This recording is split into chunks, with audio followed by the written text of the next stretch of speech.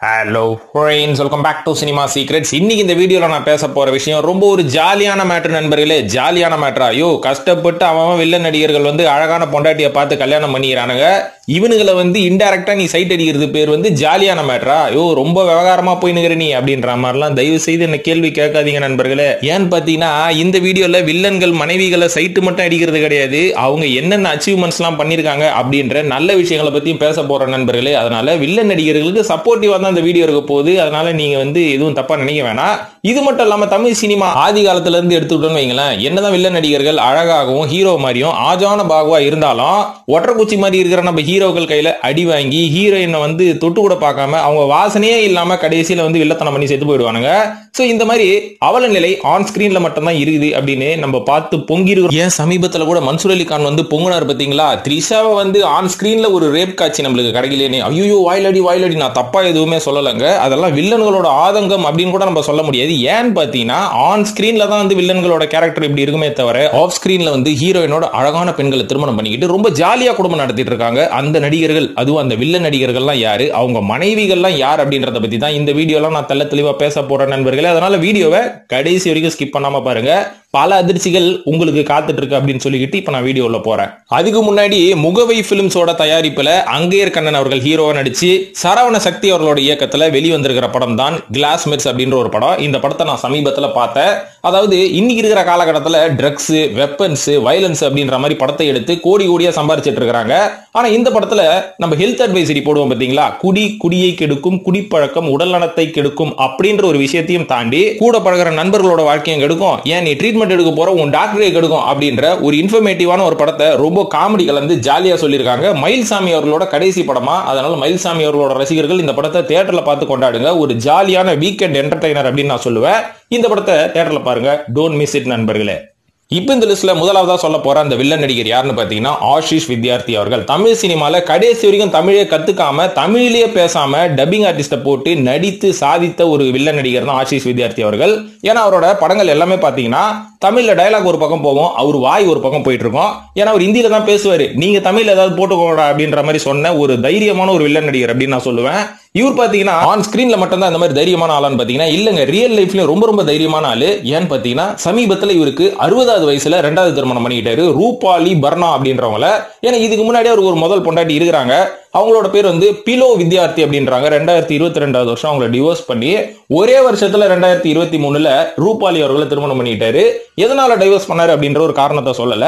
இதெல்லாம் அரசியல் வாழ்க்கையில சகஜமப்பா அப்படின்ற மாதிரி தான் இருக்குது. இருந்தாலும் இவரோட 2வது மனைவி ரூபாலி பர்னா ரொம்ப அழகா இருக்கிறாங்க. அவங்க ஏதோ ஒரு லாயர்ன்றாங்க. ஆனா இன்னைக்கு ஜாலியாகிறாரு ஆஷிஷ் வித்யார்த்தி அவர்கள். உனக்கு ஃபர்ஸ்ட் மனைவியை டைவர்ஸ் பண்ணிட்டு 2வது பொண்ணை கல்யாணம் பண்ணா ஜாலியான்னு கேட்டீங்கன்னா இல்லங்க, அவர் ஜாலியாகிறாருன்னு சொல்றேன். மத்தவங்க எல்லாம் இந்த அட்டெம்ப்ட் ட்ரை பண்ணாதீங்க. அதுக்கப்புறம் நான் இப்ப 2வது மேட்டரியே வந்துடுறேன். இதுக்கு மேல இந்த விஷயத்தை பேச வேணாம். 2வதா சொல்ல போறது நடிகர் பிரகாஷ் ராஜ் அவர்கள். இவரும் இதே கேஸ் தான். முதல் மனைவியை டிவோர்ஸ் பண்ணிட்டு அதுக்கப்புறம் 2வதா போனி வர்மா அப்படின்றவங்களை இவர் திருமணம் பண்ணிட்டாரு. இவரோட முதல் மனைவி யாருன்றது ஊருக்கே தெரியும், அதை சொல்லி இப்ப டைம் வேஸ்ட் பண்ண விரும்பல. ஆனா இந்த போனி வர்மா யாருப்பா அப்படின்னு கேட்டீங்கன்னா இவங்க பாலிவுட்ல ஒரு கோரியோகிராஃபர், டான்ஸ் கோரியோகிராஃபர். இவங்களை 2010வது வருஷம் நம்ம பிரகாஷ் ராஜ் அவர்கள் திருமணம் பண்ணி இவங்களுக்கு ஒரு பையனும் இருக்கிறாரு. இவங்க பாலிவுட், தமிழ், தெலுங்கு அப்படின்ற படங்கள்ல இவங்க கோரியோகிராஃபர் ஒர்க் பண்ணிருக்காங்க. அதெல்லாம் ரைட்டுப்பா. முதல் மனைவி ஏன் இவர் டைவர்ஸ் பண்ணாரு அப்படின்னு கேட்டீங்கன்னா அதுக்கு பின்னாடி ஒரு சோக கதை இருக்குங்க. என்னன்னா பிரகாஷ் ராஜ் அவர்களுக்கு ஒரு மகன் இருந்தாரு. அவர் எதிர்பாராத விதமா இறந்ததுக்கு அப்புறம் அந்த சோகத்துல இருந்த பிரகாஷ் ராஜ் அவர்கள் இனிமேல் நம்மளுக்கும் முதல் வைஃபுக்கும் ஒத்து வராதுன்னு டிவோர்ஸ் பண்ணிட்டு உடனடியாக டான்ஸ் கோரியோகிராஃபரான போனி வர்மாவை ஒரு கல்யாணம் பண்ணிட்டாரு. இதெல்லாம் என்ன நியாயம் எனக்கே தெரியல. ஆனா இப்படிதான் மீடியால போட்டிருந்தாங்க, அதனாலதான் சொல்றேன். இது என்னோட ஓன் கட்டுக்கு அதெல்லாம் கிடையாது நண்பர்களே. ஓகே, பிரகாஷ் ராஜோட 2வது மனைவியான போனி வர்மா கூட ரொம்ப அழகா தான் இருப்பாங்க, ஏன்னா சினிமால இருக்கிறாங்க இல்லீங்களா. ஓகே, இப்போ 3வது மேட்டருக்கு வருவோம். 3வதா நான் சொல்ல போறது யாருன்னு பாத்தீங்கன்னா கன்னட நடிகரான அவினாஷ் அவர்கள். அவினாஷ் கேஜிஎஃப் அவினாஷான்னு கேட்காதீங்க, இல்ல நம்ம பழைய அவினாஷ்.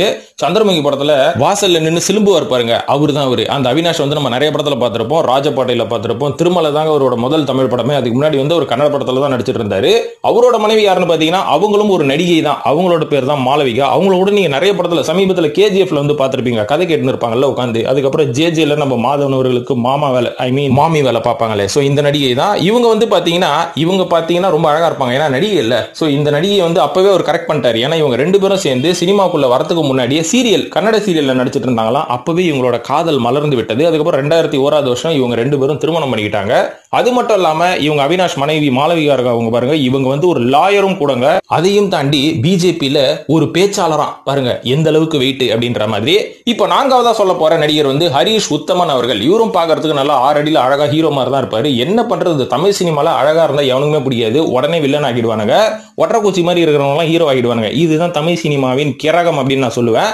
2018 வருஷம் குருவாயூர் கோயில்ல இவர் முதல் மனைவியை கல்யாணம் பண்ணாரு. அவங்களோட பேர் வந்து அம்ரிதா கல்யாண்பூர்ன்றாங்க. இவங்க வந்து ஒரு செலிபிரிட்டி மேக்கப் ஆர்டிஸ்ட் ஃப்ரம் மும்பைங்க. சம வெயிட், காசு, பாக்குறதுக்கு ரொம்ப அழகா இருப்பாங்க.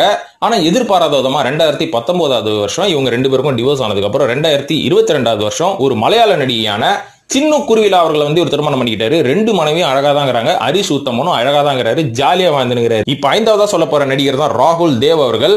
அந்த காலத்துல நம்ம விஜயகாந்த் படத்துல தீவிரவாதியா ஆரம்பிச்சு அதுக்கப்புறம் தமிழ் சினிமால இன்னி வரைக்கும் தீவிரவாதியாவும் பேடியாவும் டிராவல் பண்ணிட்டு இருக்கிறவர் தான் நம்ம ராகுல் தேவ் அவர்கள். பாக்குறதுக்கு ரொம்ப நல்ல பாடியா இருப்பாரு.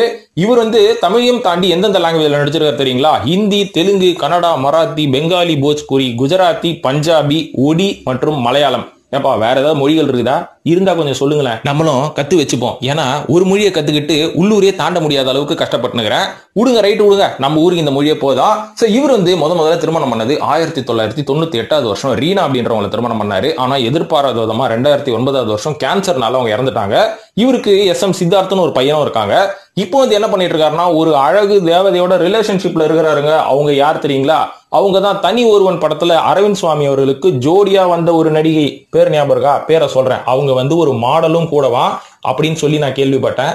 அவங்களோட பேர் என்ன தெரியுமா? முக்தா கோட்சேன்றாங்க. ஜாலியாரர் முக்தா கோட்சேவோட ரிலேஷன்ஷிப்ல இருக்கிறாரு. பீச் எல்லாம் போறாரு, ஜெட்டியோட பீச்ல ஓடுறாரு, போஸ்ட் கொடுக்குறாரு, போட்டோ எடுக்கிறாரு, ஜாலியாகிறாரு. முக்தா கோட்சே வந்து டஸ்கியா இருந்தாலும் ரொம்ப அழகா இருப்பாங்க. இப்ப ஆறாவதா சொல்ல போற இன்னொரு வில்லன் நடிகர் யாருன்னு பாத்தீங்கன்னா அபிமன்யு சிங். அபிமன்யு சிங் யார் தெரியுமா? சமீபத்தில் அவரை பார்த்து நான் ரொம்ப மெர்சலான ஒரு படம் தான் தீரன் அதிகாரம் 1 அப்படின்ற ஒரு படம். அந்த படத்துல ஒரு சரியான டயலாக் இருக்கும். கவர்மெண்ட் கூட நம்ம வச்சுக்க கூடாது, அந்த மதராசி ரொம்ப மோசமானவன், ஆபத்தானவன் அப்படின்னு வர சரியான டயலாக்.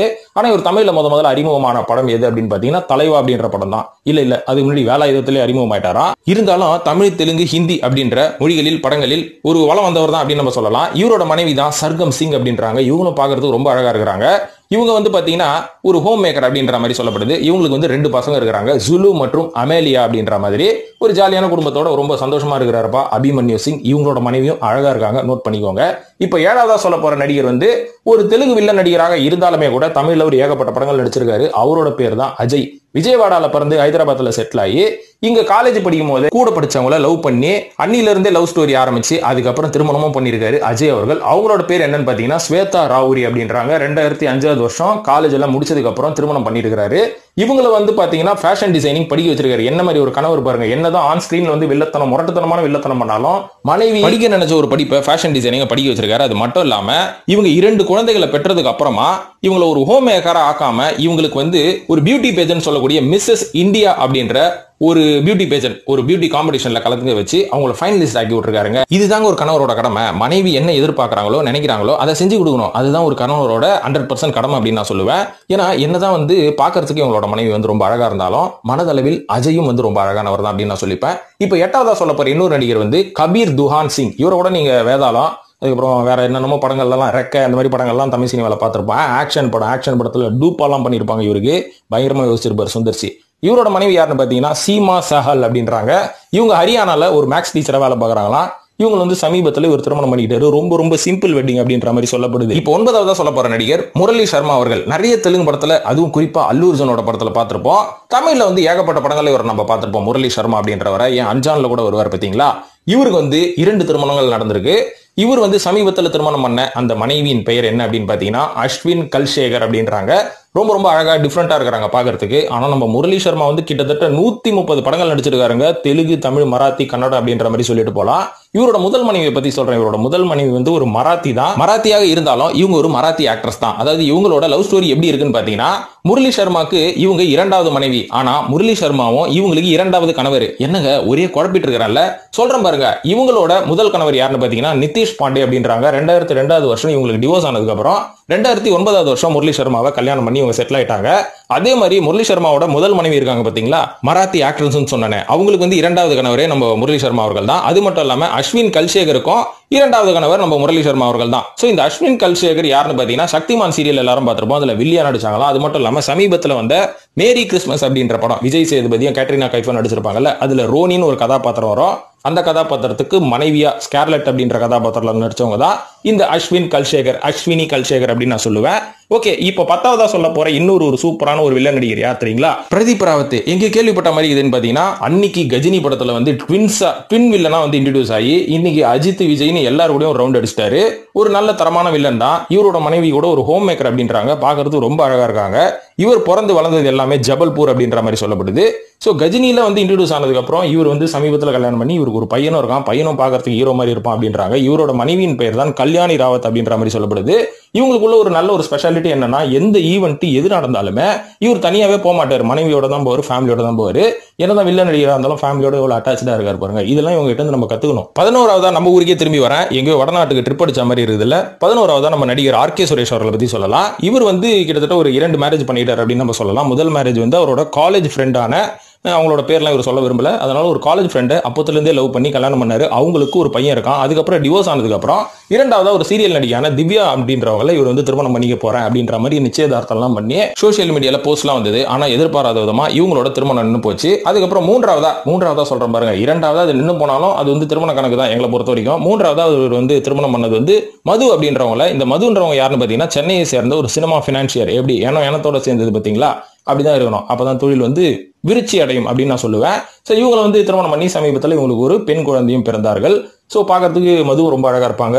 சீரியல் ஆக்ட்ரஸ் திவ்யாவும் ரொம்ப அழகா இருப்பாங்க. முதல் மனைவியை நம்ம பார்த்ததில்ல, அதனால பார்க்காம நம்ம சொல்லக்கூடாது. சுரேஷ் அவர்களும் ஆர்கே சுரேஷ் அவர்களும் நல்ல அழகான மனைவியை தான் திருமணம் பண்ணியிருக்காரு.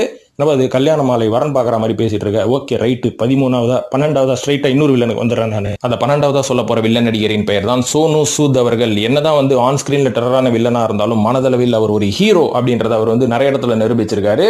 இருந்தாலும் அவர் தமிழ் சினிமாவில் அறிமுகப்படுத்தி விட்டது நம்ம கேப்டன் விஜயகாந்த் அப்படின்றது வந்து ஒரு பெருமையான விஷயம், தமிழர்களுக்கே ஊறிய ஒரு பெருமையான விஷயம் அப்படின்னு நம்ம சொல்லுவேன். அதாவது இவரோட மனைவி வந்து சோனாலி சூத். இவங்க வந்து பேசிக்கலி ஃப்ரம் ஹைதராபாத், இருந்தாலும் செட்டில் ஆனது எல்லாமே நாக்பூர்ல அப்படின்றாங்க. அதாவது சோனு சூத் அவர்கள் தமிழ் சினிமா உள்ள நுழையறதுக்கு முன்னாடியே கல்யாணம் பண்ணி செட்டில் ஆனவர் தான். எப்படி வித்தியாசமா இருக்கிறார் பார்த்தீங்களா? எப்படின்னா நாக்பூர்ல அவர் படிச்சுட்டு இருக்கும் போது இவரோட மனைவியான மனைவி இல்ல காதலியான சோனாலி அவர்களை பார்த்து காதலில் விழுந்து அதுக்கப்புறம் அந்த காதல் திருமணமா மாறி இன்னைக்கு 2 பேரும் நல்லா இருக்காங்க. அது மட்டும் இல்லாம இவங்க பேசிக்கலி ஒரு MBA ஹோல்டர் அப்படின்ற மாதிரி சொல்லப்படுது. அது மட்டும் இல்லாம சோனு சூத் அவர்களோட ப்ரொடக்ஷன் கம்பெனியை இவங்க தான் பாத்துக்கிறாங்க. அதையும் தாண்டி சோனு சூத் அவர்கள் ப்ரொடியூஸ் பண்ண அந்த 2 கிட்ஸையும் வந்து இவங்க தான் பாத்துருக்காங்க. 2 பேரும் பெரிய பசங்க தான். ஒன்னு ஹிஷாத் மற்றும் மயான் 2 பசங்க இருக்கிறாங்க. அவங்க மனைவி வந்து இன்னைக்கு ரொம்ப அழகா இருக்கிறாங்க. என்னதான் வந்து 2 குழந்தைகளை பெற்றதுக்கு அப்புறமும் கூட ரொம்ப நல்லா ஃபிட்டா ரொம்ப அழகா இருக்கிறாங்கல்ல, பாக்குறதுக்கு ரொம்ப ஆச்சரியமா இருக்கு.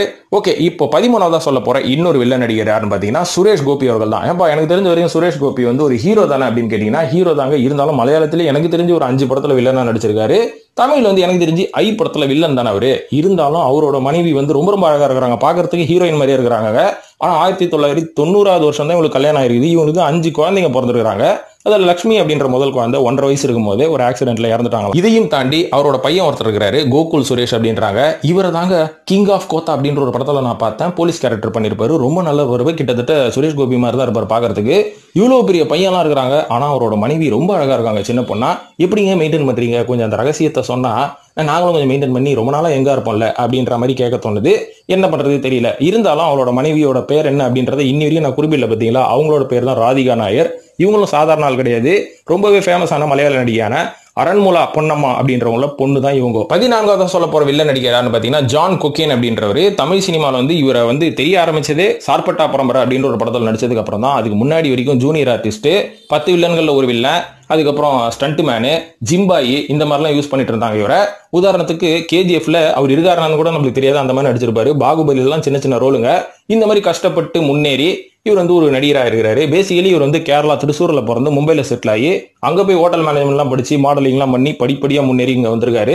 2012வது வருஷம் மீரா வாசுதேவன் அப்படின்ற ஒரு தமிழ் நடிகை திருமணம் பண்ணி அவங்களுக்கு ஒரு பையன் இருக்கான்.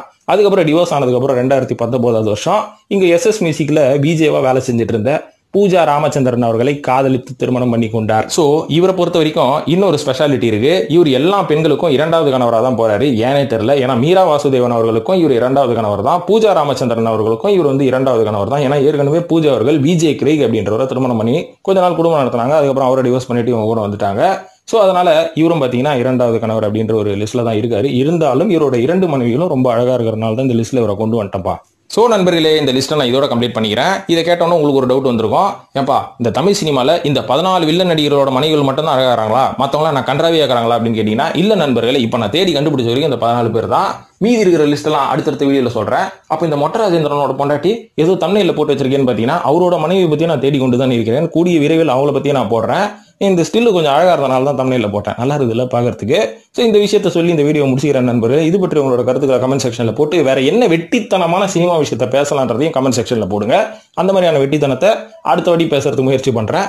இப்போதைக்கு உங்ககிட்ட இருந்து விடைபெறுறேன். நன்றி, வணக்கம்.